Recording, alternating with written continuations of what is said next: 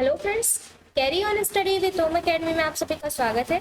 आज है 27 मई 2023 और आज इस वीडियो में हम बात करेंगे 26 मई और 27 मई के क्रम पर छत्तीसगढ़ राष्ट्रीय और अंतर्राष्ट्रीय के महत्वपूर्ण करंट अफेयर्स के बारे में, जिसमें आप सभी अपने आने वाले एग्जाम्स के लिए ये सभी करंट अफेयर्स जो है बहुत ही महत्वपूर्ण करंट अफेयर्स पाएंगे और इनके जो फैक्ट है बहुत ही महत्वपूर्ण है। तो इस वीडियो को पूरा देखिएगा। आई होप ये चैनल आपके लिए आई होप ये वीडियो और ये चैनल आपके लिए हेल्पफुल हो। और अगर आपने चैनल को सब्सक्राइब नहीं किया है तो सबसे पहले चैनल को सब्सक्राइब कर लीजिएगा और बेल आइकन को क्लिक करिएगा और वीडियो को ज़्यादा से ज़्यादा शेयर करिएगा, लाइक करिएगा। तो चलिए कल के प्रश्न को देखते हुए स्टार्ट करते हैं आज का वीडियो। कल का प्रश्न है, हाल ही में केंद्रीय खेल मंत्री ने किन पुरस्कारों से 3 राष्ट्रीय खेल पुरस्कार विजेताओं को सम्मानित किया है। ठीक है, तो अभी जो है ये केंद्रीय खेल मंत्री अनुराग सिंह ठाकुर ने जो है राष्ट्रपति द्वारा पहले जो है सम्मानित किया गया था, सभी को पुरस्कार प्रदान किया गया था, पर जो पुरस्कार प्राप्त नहीं कर पाए थे उन्हें हाल ही में केंद्रीय खेल मंत्री ने पुरस्कार से जो 3 राष्ट्रीय खेल पुरस्कार है इन्हें सम्मानित किया है विजेताओं को। अर्जुन पुरस्कार और द्रोणाचार्य पुरस्कार से सम्मानित किया है। ठीक है, चलिए देखते हैं कौन कौन है ये। अंजुम मौदगिल, ठीक है, अंजुम मौदगिल को 2019 के लिए अर्जुन पुरस्कार प्रदान किया गया है। ठीक है, हॉकी कोच सरपाल सिंह, इन्हें 2021 के लिए द्रोणाचार्य पुरस्कार प्रदान किया गया है। ठीक है, और साथ ही जो है स्वर्गीय दिवंगत जो है स्वर्गीय टेनिस कोच नरेश कुमार, इन्हें जो है द्रोणाचार्य पुरस्कार प्रदान किया गया है। इनके तरफ से इनकी पोती को शिवानी मीरचंदानी को इनके लिए जो द्रोणाचार्य पुरस्कार प्रदान किया गया है। और याद रखिएगा, अर्जुन पुरस्कार जो है खेलकूद में उत्कृष्ट प्रदर्शन के लिए जो है ये प्रदान किया जाता है अर्जुन पुरस्कार, और द्रोणाचार्य जो है कोच या फिर एक गुरु के रूप में, उत्कृष्ट गुरु के रूप में प्रदर्शित किया जाता है। ये पुरस्कार जो है सम्मानित किया जाता है। ठीक है, तो अर्जुन पुरस्कार और द्रोणाचार्य पुरस्कार से 3 राष्ट्रीय खेल पुरस्कार विजेताओं को सम्मानित किया गया है। ठीक है, चलिए अगला प्रश्न देखते हैं आज का।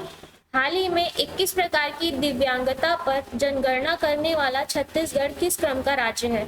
तो अभी छत्तीसगढ़ पहले क्रम का राज्य बन गया है जो कि 21 प्रकार की दिव्यांगता पर जनगणना किया है जिसने। ठीक है, विस्तार में बात करते हैं इसके। छत्तीसगढ़ राज्य में पार्किंसन या बोनापन जैसी 21 प्रकार की दिव्यांगता पर दिव्यांगों की गणना की गई है। इससे पहले 2011 में ये जनगणना हुई थी, इसमें केवल 60 प्रकार की दिव्यांगता की खोज की गई थी। ठीक है, और वर्तमान में प्रदेश में दिव्यांगों की संख्या जो है 1.46 लाख से बढ़कर 7.70 लाख हो गए हैं। और जांजगीर चांपा में जो है दिव्यांगों की संख्या सर्वाधिक है 56,000 और नारायणपुर में सबसे कम है 3,000। ठीक है, तो याद रखिएगा छत्तीसगढ़ पहला राज्य बना है जिसने 21 प्रकार की दिव्यांगता जो है दिव्यांगों की जनगणना की है। चलिए अगला प्रश्न देखते हैं। चोरी या गुम हो रहे मोबाइल का पता लगाने के लिए रायपुर के CCTNS पोर्टल से किस पोर्टल को लिंक किया गया है।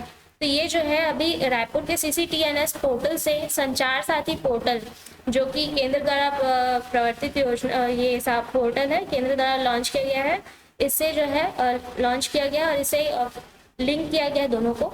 मोबाइल चोरी की बढ़ती घटनाओं को रोकने के लिए टेलीकॉम डिपार्टमेंट ने नागरिक केंद्रित पोर्टल संचार साथी लॉन्च किया है। ठीक है, टेलीकॉम कंपनी के इस पोर्टल को रायपुर के CCTNS पोर्टल से लिंक किया गया है जो मोबाइल फोन के ट्रैकर के रूप में कार्य करेगा।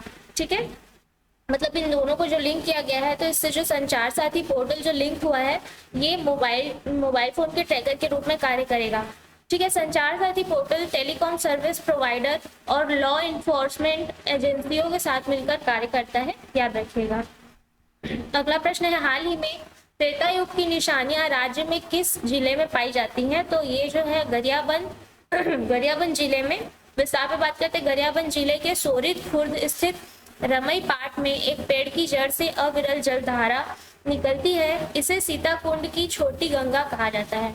ठीक है, यहाँ स्थित श्री राम, भगवान विष्णु, हनुमान जी, गरुण और शिव जी की जो पाषाण प्रतिमाएं जो मिलती हैं, और ये जो सभी हैं माता सीता के भक्ति के रूप को दर्शाती है। ठीक है, और नवरात्र के मौके पर यहाँ विशेष प्रकार की पूजा अर्चना होती हैं, याद रखिएगा। तो ये जगह क्या है, रमई पाट गरियाबंद जिले के सोरित खुर्द में स्थित है, ठीक है।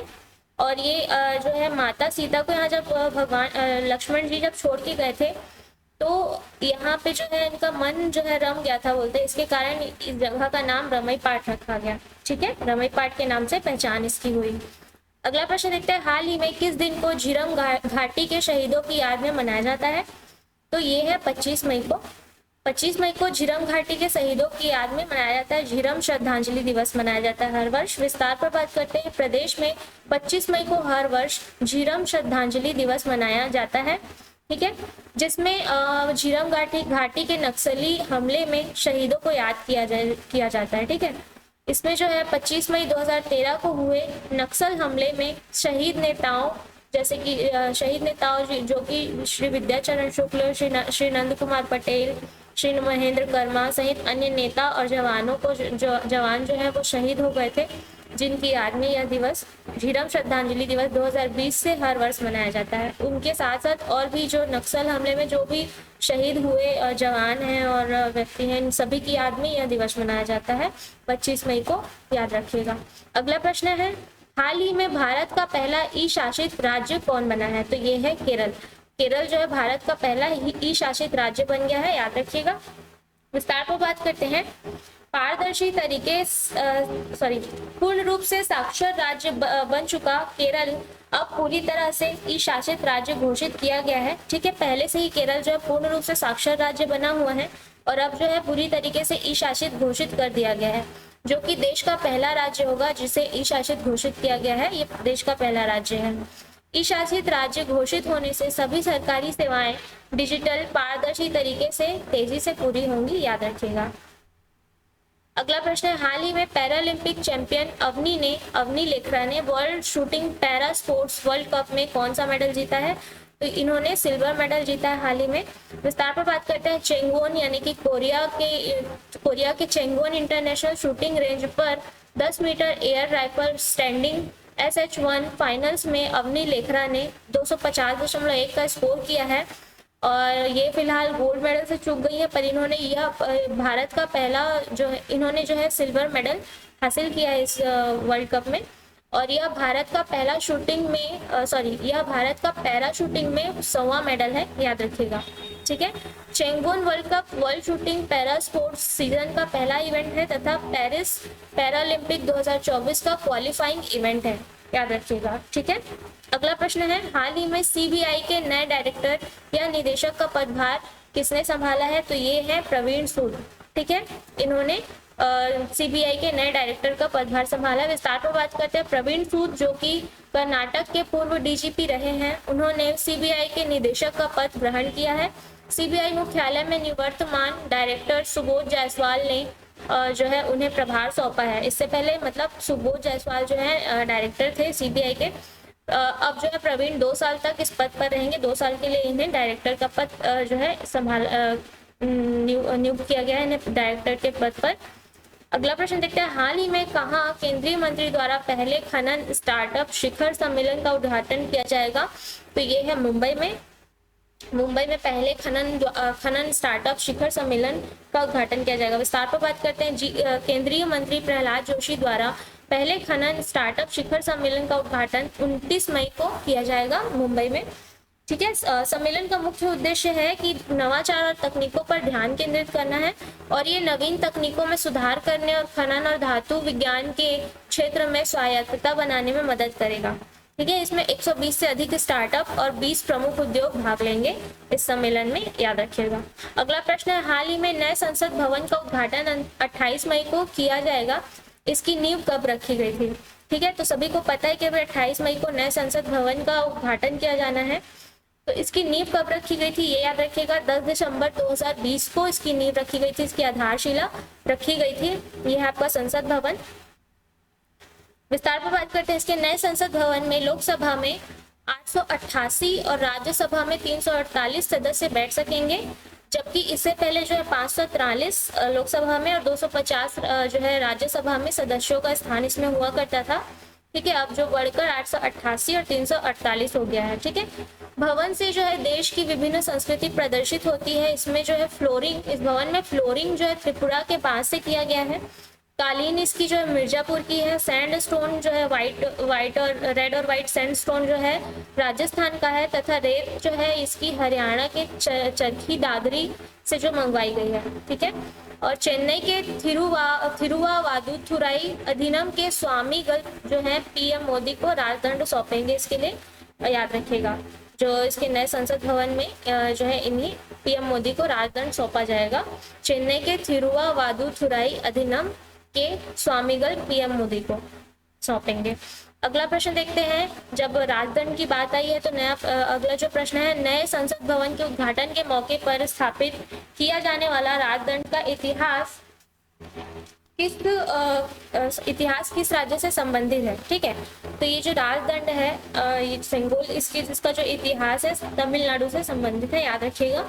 ठीक है, विस्तार पर बात करते हैं। तमिलनाडु से प्रचलित राजदंड को बुम्मिदी एथिराजुलू जिनका जो कि 96 वर्ष के हैं, और बुम्मिदी सुधाकर जो कि 88 वर्ष के हैं, इनके द्वारा बनाया गया है। ठीक है, और ये अभी तक जीवित है। ठीक है, इन्हें याद रखिएगा, इनका नाम बुम्मिदी एथिराजुलू और बुम्मिदी सुधाकर। इसे जो है सत्ता हस्तांतरण के रूप में उत्तराधिकारी को राजदंड सौंपते हैं, याद रखिएगा। जब सत्ता हस्तांतरण होता है तो उसमें उत्तराधिकारी को राजदंड सौंपा जाता है। अंग्रेजों द्वारा इसे 14 अगस्त 1947 की रात को पंडित जवाहरलाल नेहरू को सौंपा गया था। ठीक है, अब ये 75 साल बाद संसद में इसका प्रवेश होगा, फिर से यहाँ स्थापित किया जाएगा। भवन के उद्घाटन के अवसर पर 75 रुपए का सिक्का भी जारी होगा, याद रखिएगा। नए संसद भवन के उद्घाटन के अवसर पर 75 रुपए का जो है विशेष एक स्मारक सिक्का जो है जारी होगा, इसे भी याद रखिएगा। और साथ ही जो है ये सेंगोल के बारे में अगर आप जैसे याद रखना चाहते हैं तो ये याद रख सकते हैं कि 8वीं शताब्दी में दक्षिण भारत के चोल साम्राज्य में जो है ये राजदंड इस्तेमाल किया जाता था। और ये सेंगोल का वजन जो है 800 ग्राम ये सेंगोल का वजन है। गोल्ड प्लेटेड है ये। ठीक है, चांदी का बना हुआ और उसके ऊपर गोल्ड प्लेटेड है ये सेंगोल। और इसका मायने अगर अर्थ समझा जाए तो तमिल शब्द सिम्मई से बना है। ये तमिल शब्द के सिम्मई से बना है। इसका मतलब होता है सिम्मई का समृद्धि से भरपूर। ठीक है, इसका मतलब होता है सिम्मई का, तमिल शब्द का सिम्मई से ये बना है, जिसका मतलब होता है समृद्धि से भरपूर। और इसके शीर्ष पर जो है नंदी का जो है प्रतिमा बना है, और इस पर जो है तमिल से उकेरा गया है कि ये नेहरू को सौंपा गया था। ठीक है, और इसकी खोज कब की गई थी? 1.5 साल पहले पीएम मोदी को बताया गया था इसके बारे में, और 3 से 4 महीने जो है खोज के बाद पता चला कि ये म्यूजियम में है। तो अभी ये वर्तमान में किस म्यूजियम में था? अभी ये जो है इलाहाबाद म्यूजियम में 1978 से ये इलाहाबाद म्यूजियम में रखा था। तो अब इसे जो है स्थापित किया जाएगा, याद रखिएगा। ठीक है, तो याद रखेंगे कि प्रधानमंत्री नरेंद्र मोदी जो है 28 मई को संसद भवन के उद्घाटन के अवसर पर जो है नए संसद भवन के उद्घाटन के मौके में लोकसभा अध्यक्ष के आसन के पास पवित्र सेंगोल, या इसे राजदंड कहा जाता है, राजदंड को सेंगोल कहा जाता है, वो स्थापित करेंगे। ठीक है, चलिए अगला प्रश्न देखते हैं। हाल ही में वैंकूवर कनाडा में एक सड़क को कौन सा मानद नाम दिया जाएगा? तो ये आपका अंतरराष्ट्रीय प्रश्न है, याद रखिएगा कि वैंकूवर कनाडा में एक सड़क है जिसे कोमागाटा मारुवे के नाम से नाम दिया जा सकता है, कोमागाटा मारुवे। विस्तार पर बात करते हैं। 1914 में कोमागाटा मारू घटना की याद में यह नाम दिया जा सकता है। 1914 में भारत से 376 यात्रियों को ले जाने वाले जापानी जहाज जो कि कोमागाटा मारू है। ठीक है, कोमागाटा मारू एक जापानी जहाज है। इसे कनाडा में भेदभावपूर्ण कानूनों के कारण ब्रिटिश कोलंबिया शहर से भेज दिया गया था। ठीक है, अब वैंकूवर का कनाडा प्लेस जो है, याद रखिए वैंकूवर का कनाडा प्लेस शहर का एक महत्वपूर्ण 2 ब्लॉक खंड है। ठीक है, चलिए अगला प्रश्न है। हाल ही में इटली के घरेलू फुटबॉल लीग कोपा इटालिया को किसने लगातार दूसरी बार जीता है? तो ये है इंटर मिलान क्लब द्वारा ये जीता गया है, इटली की घरेलू फुटबॉल लीग कोपा इटालिया को। विस्तार पर बात करते हैं। इंटर मिलान ने फाइनल में फियोरेंटीना को 2-1 से हराकर 9वीं बार ये खिताब जीता है। ठीक है, 9वीं बार खिताब जीता है, लगातार दूसरी बार ये खिताब जीता है इंटर मिलान ने। ये जो है 9 कोपा इटालिया के साथ इंटर लीग में सबसे सफल टीमों में रोमा क्लब के साथ दूसरे स्थान पर है। ठीक है, रोमा क्लब के साथ ये दूसरे स्थान पर है। इसमें इंटर के लॉटेरो मार्टिनेज ने 2 गोल किए हैं, याद रखिएगा। अगला प्रश्न है, हाल ही में किन्हें पापुआ न्यू गिनी और फिजी का सर्वोच्च नागरिक पुरस्कार प्रदान किया गया है? तो इसका आंसर आप सभी को कमेंट बॉक्स में देना है। और साथ ही मैं बताना चाहूंगी कि हमारे एकेडमी में PSC pre, Vyapam, hostel warden जैसे क्लासेस ऑफलाइन ऑनलाइन अवेलेबल हैं। अगर आप किसी भी चीज़ की, चाहे करंट अफेयर हो या क्लासेस हो, किसी भी चीज़ की जानकारी चाहते हैं तो दिए गए कॉन्टैक्ट नंबर पर कॉन्टैक्ट कर सकते हैं, आप विजिट कर सकते हैं हमारे अकेडमी में। ओम अकेडमी अमर कॉम्प्लेक्स, गांधी चौक, जूना बिलासपुर में। तो अगर आपको वीडियो पसंद आया हो तो वीडियो को ज़्यादा से ज़्यादा शेयर करिएगा और लाइक ज़रूर कर दीजिएगा। तो आज के वीडियो में इतना ही, कल मिलते हैं अगले वीडियो के साथ। धन्यवाद।